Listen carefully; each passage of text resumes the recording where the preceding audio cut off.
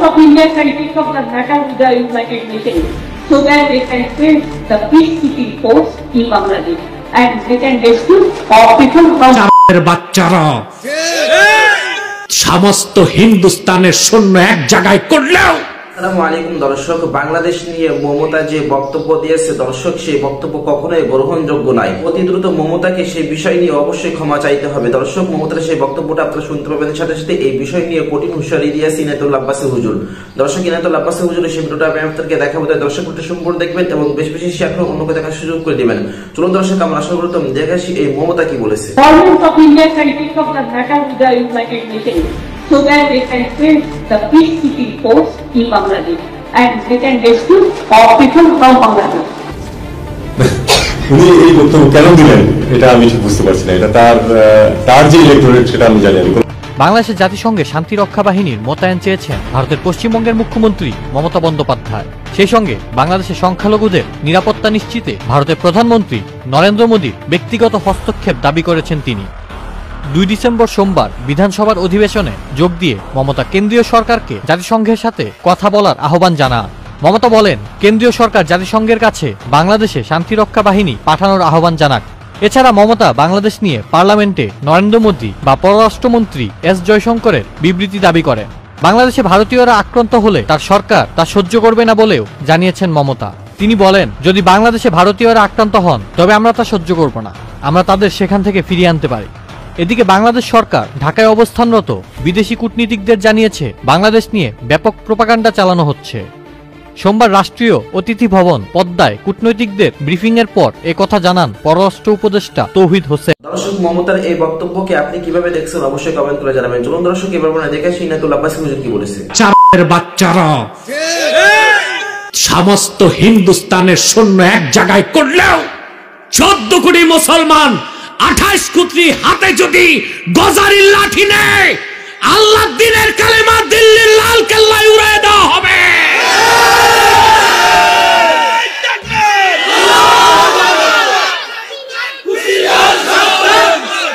মমতা ব্যানার্জি বাংলাদেশের স্বাধীনতার বিরুদ্ধে যে বক্তব্য দিয়েছে, 24 ঘন্টার মধ্যে পররাষ্ট্র উপদেষ্টাকে ভারতের রাষ্ট্রদূতকে তলব করে শোকজ করতে হবে, নতুবা বাংলাদেশের মানুষ ভারতের যে দূতাবাস আছে তা ঘেরাও করবে, প্রত্যেকটা ইটকে আলাদা করে দিবে বাংলাদেশের মুসলমান।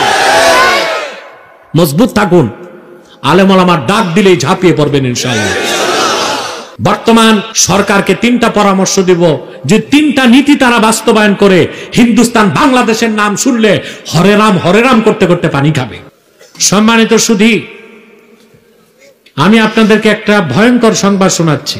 পশ্চিম বাংলার মুখ্যমন্ত্রী মমতা ব্যানার্জি, এই নষ্টা ভ্রষ্টা মহিলাটি ভারতের প্রধানমন্ত্রী মুসলমানদের রক্তে যার হাত রঞ্জিত সন্ত্রাসী খুনি মোদীকে বলেছে বাংলাদেশে শান্তি রক্ষী বাহিনী পাঠাতে। একটা স্বাধীন দেশে ভারতের প্রধানমন্ত্রীকে সে দেশেরই কোন এক মুখ্যমন্ত্রী যদি বলে শান্তি রক্ষী বাহিনী পাঠাতে, তাহলে বোঝা যায় তারা আমাদের স্বাধীনতায় হস্তক্ষেপ করতে চায়। আমরা যে আশঙ্কা করে আসছি তা কি মিথ্যা?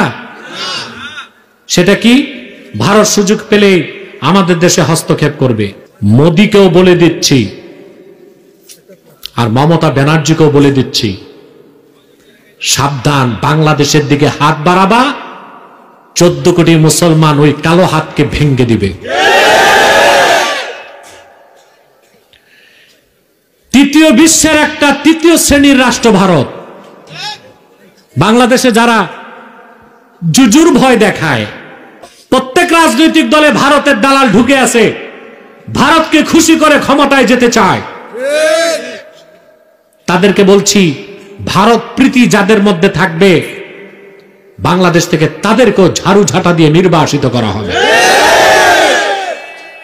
বলে কি মুখ রোচক কথা, বলে বউ বদলানো যায়, প্রতিবেশী বদলানো যায় না।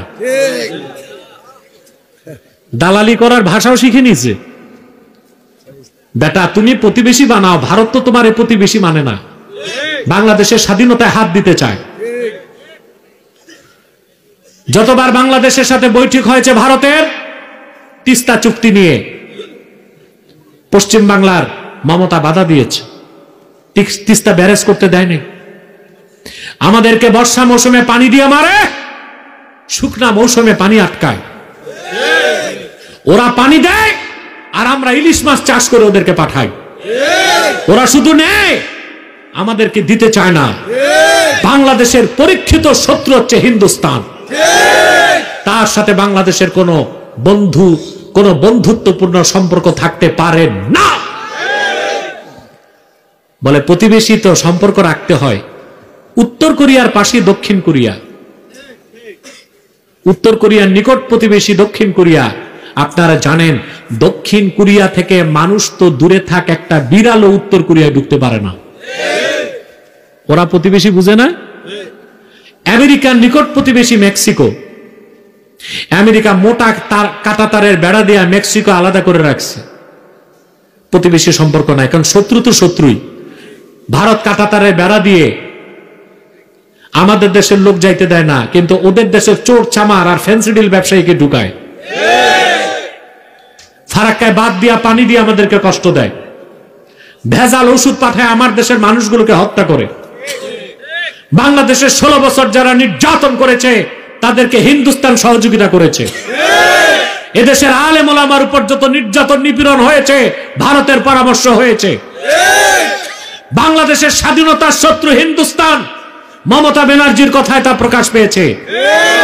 বাংলাদেশের নিজেরই তো শান্তিরক্ষী বাহিনী আছে।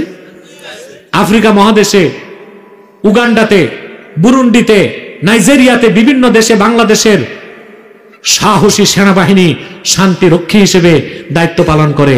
তো বাংলাদেশের শান্তি রক্ষায় কি আমার দেশের সেনাবাহিনী ব্যর্থ হয়ে গেছে? যে আমেরিকাকে বলে শান্তিরক্ষী বাহিনী পাঠাবে, ফন্দি এইটা যে আমেরিকাকে বলবে শান্তিরক্ষীর অনুমতি দেন, আমি আমার বাহিনী পাঠাই। বেটা চারালের বাচ্চারা, সমস্ত হিন্দুস্তানের সৈন্য এক জায়গায় করলেও 14 কোটি মুসলমান 28 কোটি হাতে যদি গজারির লাঠি নেয়, আল্লাহর দ্বীনের কালেমা দিল্লির লাল কেল্লায় উড়িয়ে দেওয়া হবে।